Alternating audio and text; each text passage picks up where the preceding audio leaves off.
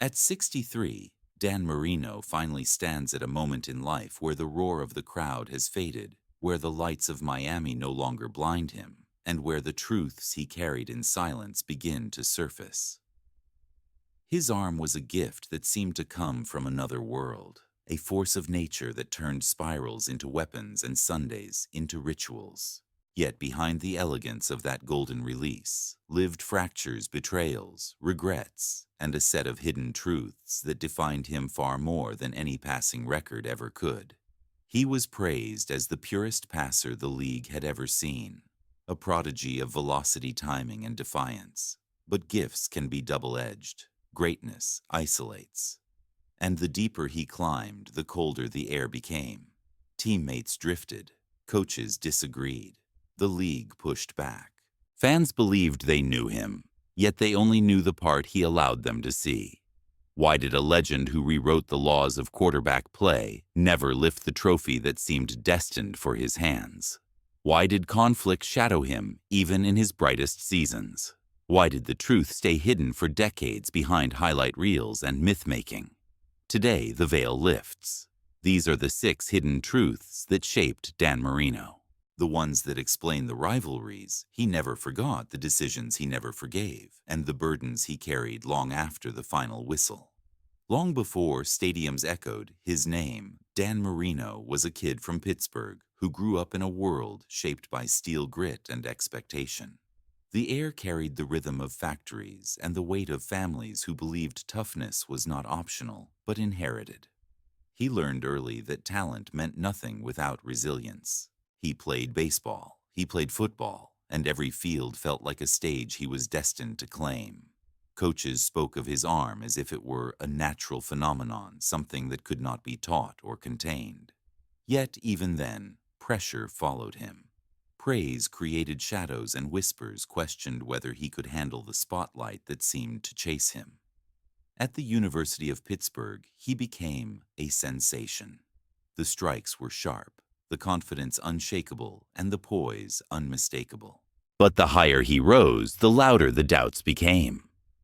A disappointing senior season sparked rumors that cut deeper than any defensive hit. His draft stock collapsed in a matter of weeks. Accusations surfaced, stories spread, and the league hesitated. He entered the 1983 draft no longer as a crown jewel, but as a fallen prodigy. This wound stayed with him. It shaped how he viewed trust, loyalty, and the motives of the people who claimed to know his worth. When Miami called his name with the 27th pick, everything changed. The city found lightning, and Marino found the place where his legend would ignite. His rookie season dismantled expectations. His second season shattered records. Defenses chased ghosts while he painted the sky with passes that felt impossible. He threw without fear, without hesitation, and without apology. Yet beneath the brilliance lived a truth he could not escape. The NFL rewards power structure and conformity. Marino operated differently. He played like an artist in a league built on order. This created tension with coaches, front offices, and even some teammates who believed the team revolved too much around his arm. As the years passed, the weight of carrying a franchise grew heavier. Miami celebrated him as a savior, but every loss deepened the questions. Why could a quarterback with such unmatched skill not claim the championship stage? Was it the system? Was it the support? Or was it Marino himself? The pressure evolved into scrutiny, and the scrutiny evolved into doubt. With every playoff defeat, the myth hardened. A legend without a ring. A master without the final masterpiece. A titan defined by brilliance and shadow at the same time. These contradictions shaped his relationships, his motivations, and the hidden truths that lived behind his calm exterior.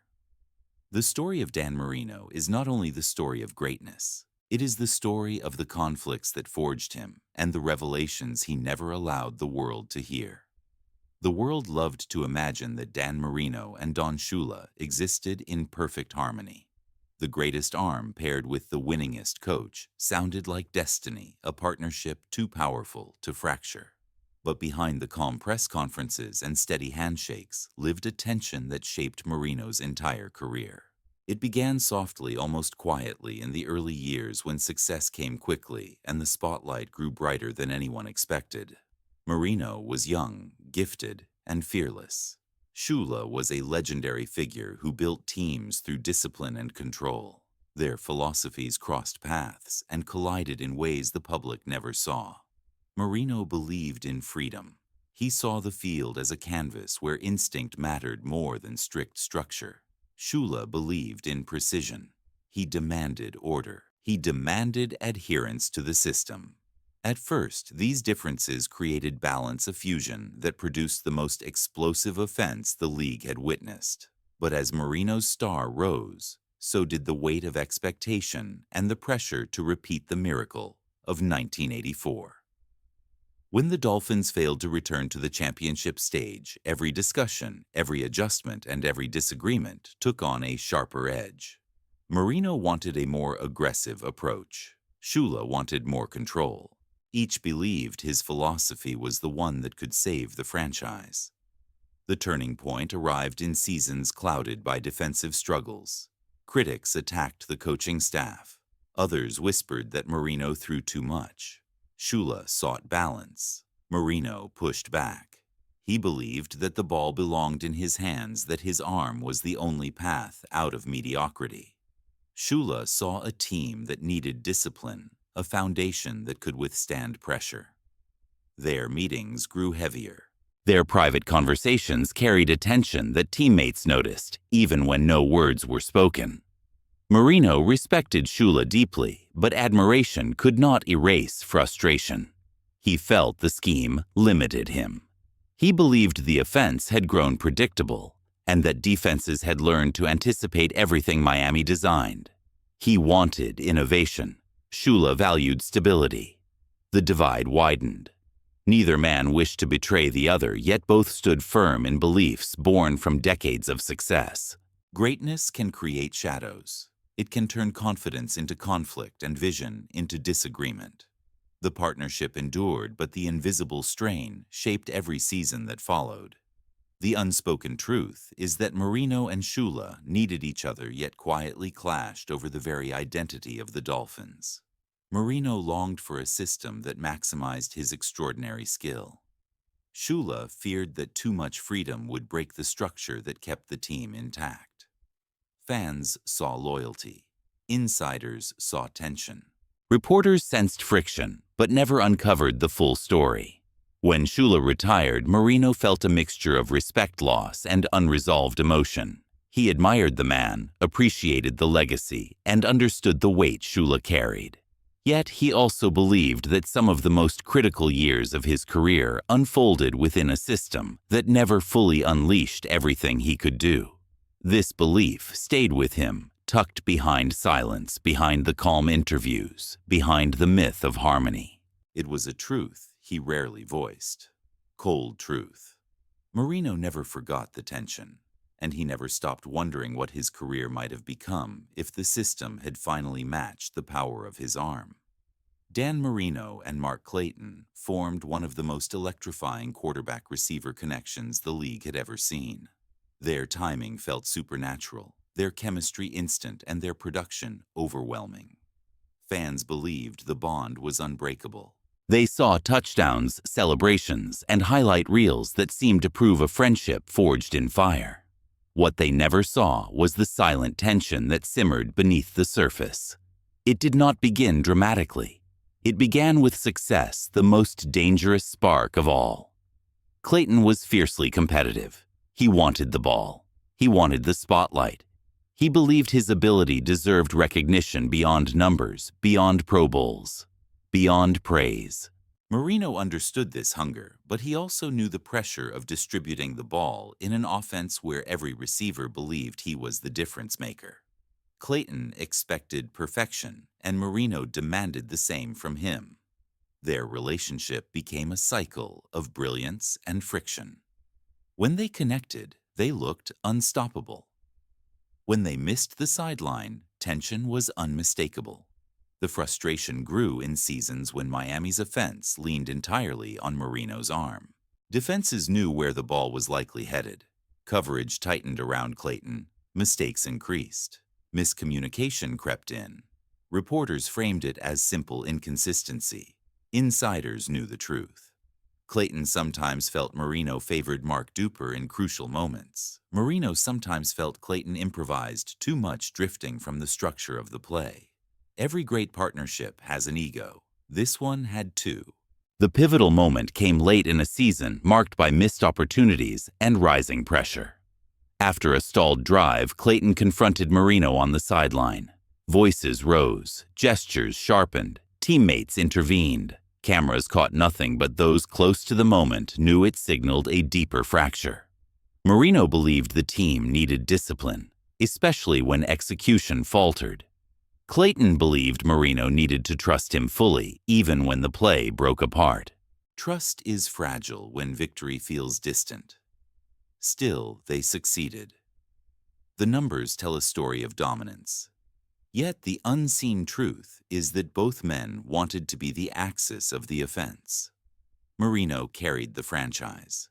Clayton carried the responsibility of producing game-changing plays. Their desires overlapped and collided, creating a bond defined as much by conflict as by brilliance. Some teammates later admitted that practices felt like battlegrounds of will, two alphas sharpening each other through tension rather than harmony. When Clayton left Miami, Marino spoke respectfully. He acknowledged their success, praised Clayton's toughness, and honored their shared legacy. But privately, the departure left behind questions. Could the partnership have lasted longer with less pressure on the passing game? Could their chemistry have deepened had the offense evolved? Or did their internal conflict become inevitable once the weight of carrying an entire franchise rested on both of them? Clayton later reflected on their time together with admiration, yet hints of frustration still surfaced. He believed he never received the league-wide recognition he deserved. Marino believed the system never allowed him to distribute the ball the way he envisioned. Cold truth. Their partnership built Marino's legend, but their friction carved emotional scars that never fully healed. Long before Dan Marino became the face of Miami, he endured one of the most public humiliations a young star could face. The 1983 draft is remembered as the greatest quarterback class in NFL history, a constellation of names that shaped an era.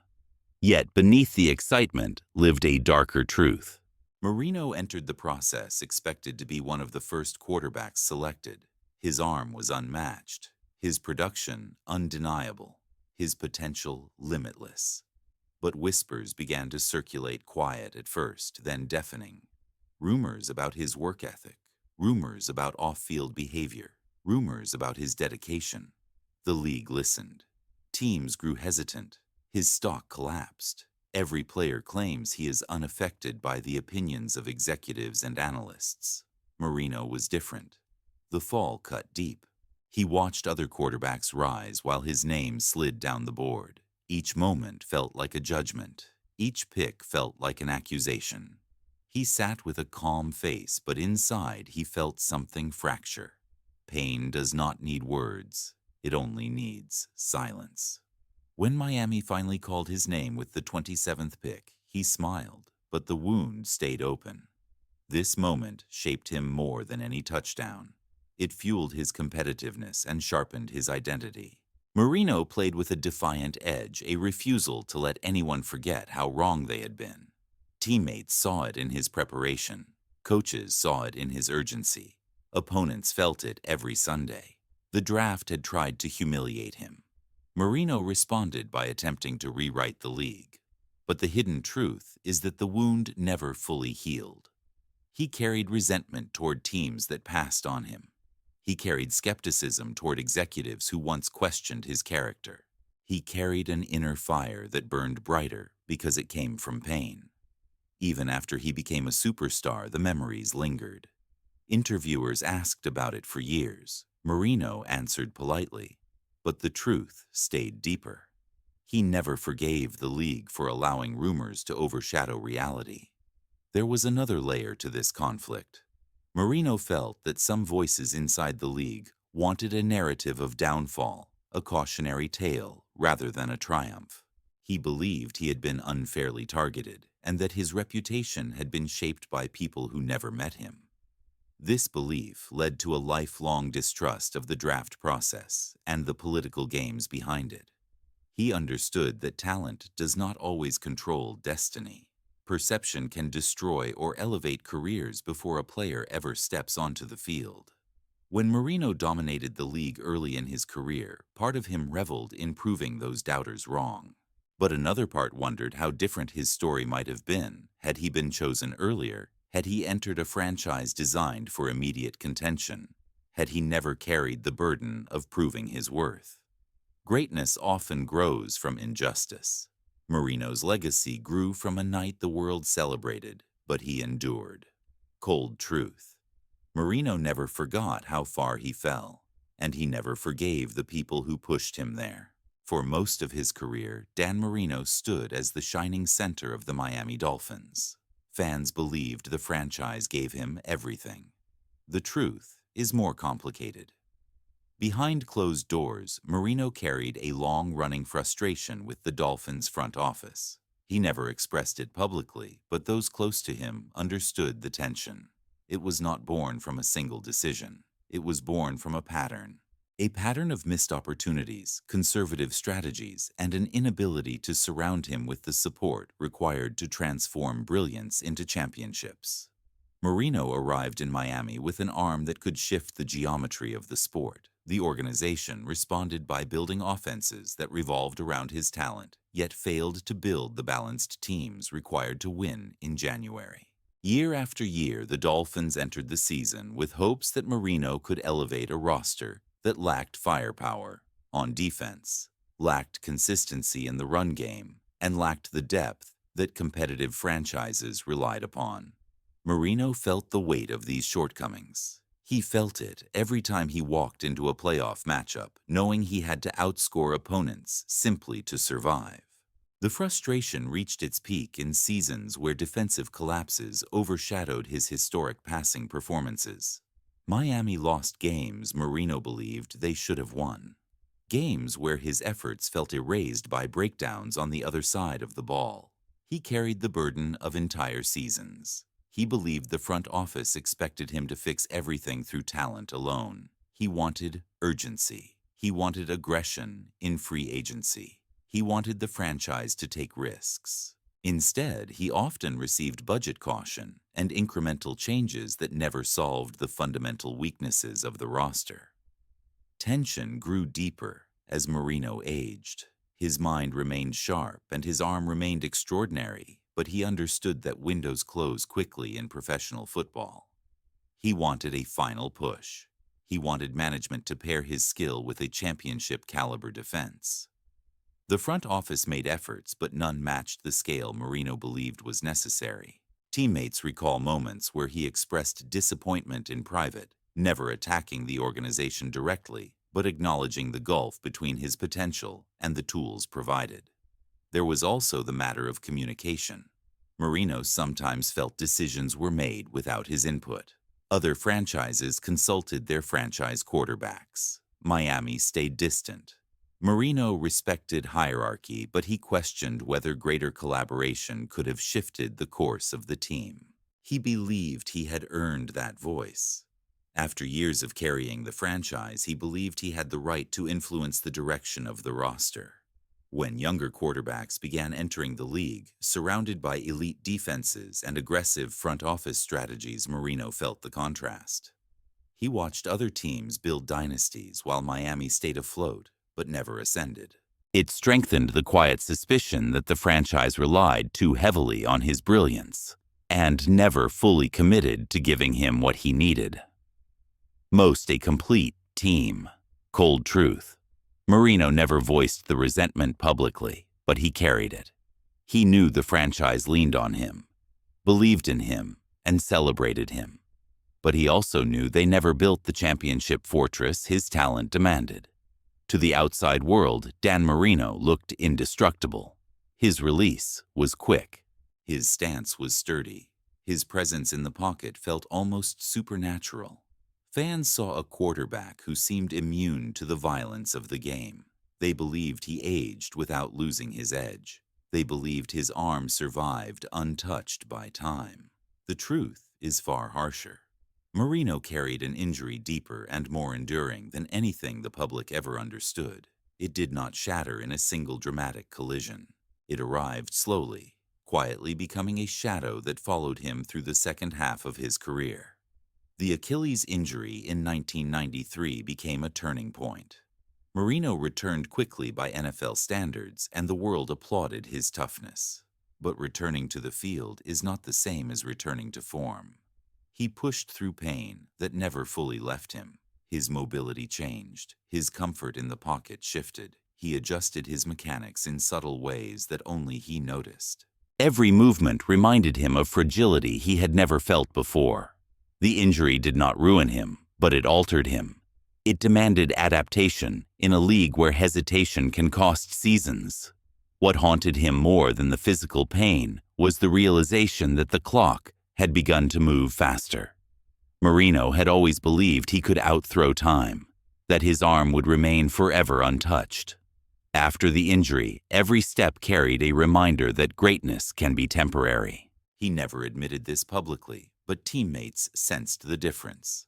He moved with calculation rather than instinct. He trusted his arm more than his legs. He released the ball quicker, not purely for strategy, but for preservation. The psychological weight became heavier as the years progressed. Marino still produced elite numbers, but internally, he knew he no longer commanded the field the way he once had. The injury stole parts of his arsenal that statistics never reveal. He could not extend plays the same way. He could not manipulate defenders with his footwork. He could not escape collapsing pockets that once felt manageable. The Dolphins' front office viewed him as the same quarterback. Fans believed he remained timeless.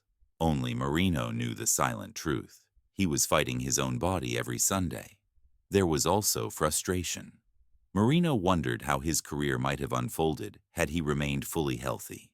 Would he have pushed Miami deeper into playoff runs?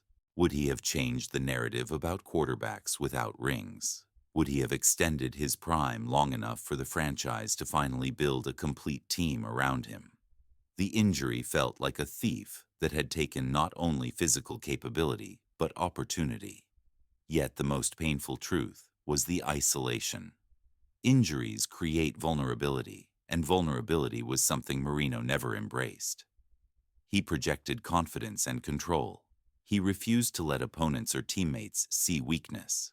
This forced him to fight alone, carrying both pain and expectation without relief. The world saw his return as heroic. He saw it as necessary a duty to the franchise he had carried for over a decade. Cold truth.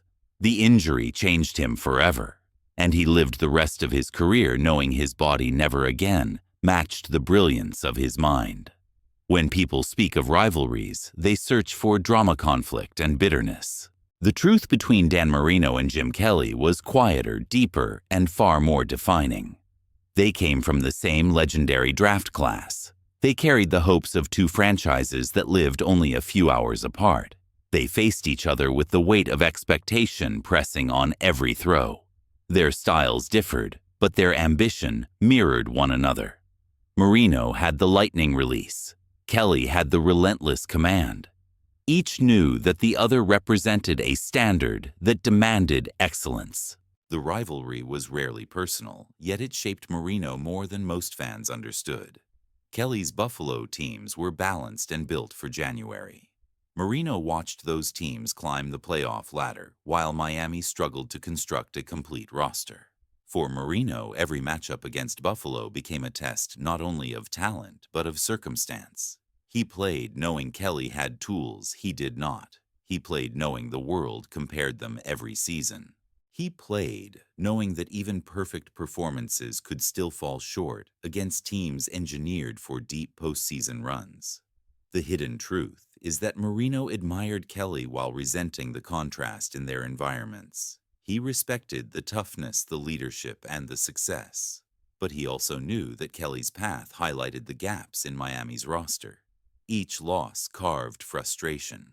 Each win felt like proof he belonged at the top of the league.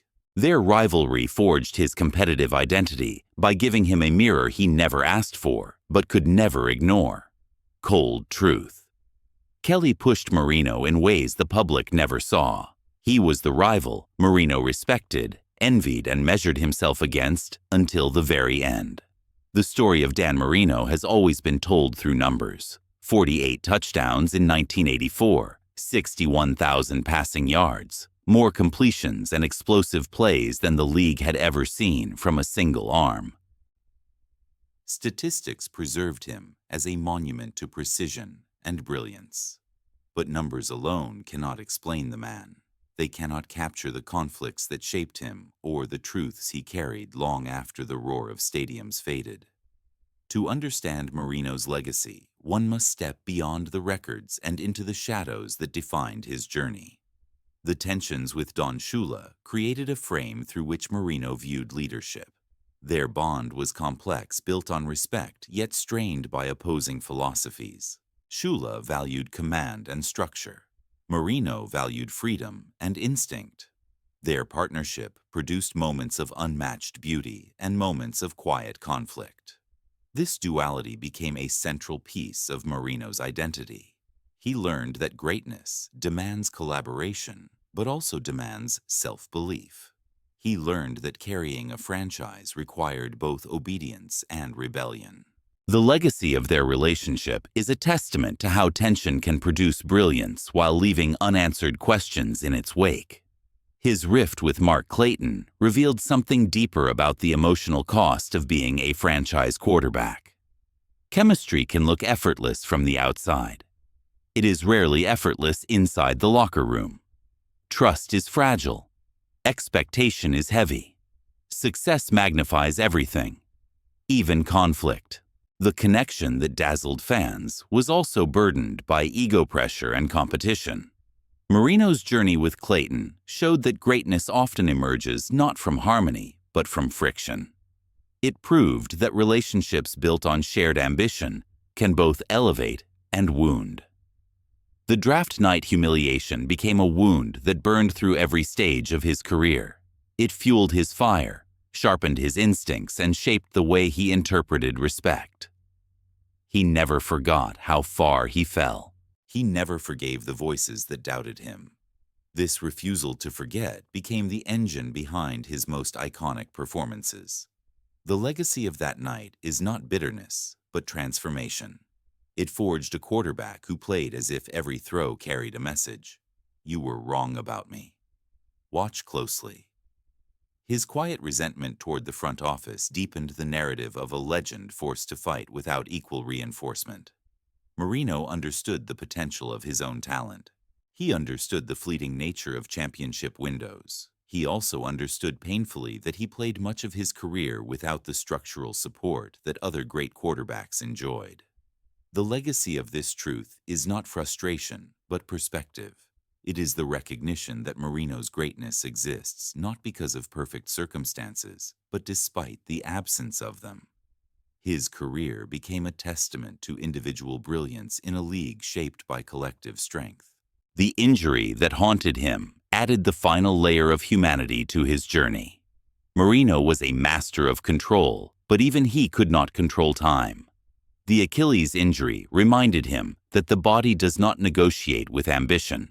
It changed his mechanics, altered his comfort, and added shadows to moments that once felt effortless. The legacy of this truth is that Marino continued to fight. He adapted. He persisted. He delivered performances that defied reality even as pain lingered beneath the surface. His perseverance added a gravity to his legend that statistics alone could never convey. And then there was Jim Kelly, the rival who shaped Marino's competitive core. Kelly represented what Marino never had: a complete roster, a fortified system, and a path built for deep January football. Their rivalry revealed the complexities of envy, admiration, and motivation. Marino respected Kelly deeply, yet every Buffalo win carved itself into his memory. The legacy of this rivalry is a reminder that greatness is often measured not only by triumph, but by the opponents who forced evolution. When all these truths converge, they reveal the real Dan Marino. Not the mythic passer preserved in highlight reels, not the golden arm immortalized in record books, but a man shaped by conflict, fueled by wounds, and driven by a love for the game that refused to fade. His legacy is not a missing ring. His legacy is the revolution he inspired. He changed how football viewed quarterback play. He redefined what was possible through sheer will, artistry, and defiance. Cold truth. Championships can define careers. Marino defined himself. The story of Dan Marino is not simply a journey through victories and heartbreaks. It is a window into the pressures that shape legends, the unseen wounds that define their choices, and the hidden truths that live beneath every celebrated moment. When we look back at his career, we see not only the beauty of his throws, but the weight he carried behind them. Each conflict, each rivalry, and each unresolved question formed a narrative far richer than a simple chase for a championship ring. This is the man behind the myth, the figure who stood against doubt, expectation, and time itself. Now the question becomes yours. Which of these hidden truths reshaped the way you see Dan Marino? Was it the tension with Don Shula that quietly shaped the direction of the franchise? Was it the rivalry with Mark Clayton that revealed the emotional cost of excellence? Was it the wound from draft night that burned for decades? Or was it the injury that stole something invisible yet vital from his game? Every truth adds a new layer, and every layer invites us to reconsider what greatness truly means. If stories like this one move you, if you enjoy stepping into the shadows of football history to uncover what the public was never meant to see, then this is the place for you. NFL Hidden Truths exists to bring these stories to light, to explore the rivalries, betrayals, and revelations that shaped football's golden age. There are many more legends waiting, many more untold truths, many more journeys that deserve to be brought into focus. If you enjoyed this deep dive into the legacy of Dan Marino, subscribe to NFL Hidden Truths for more cinematic investigations into the players who shaped the game forever.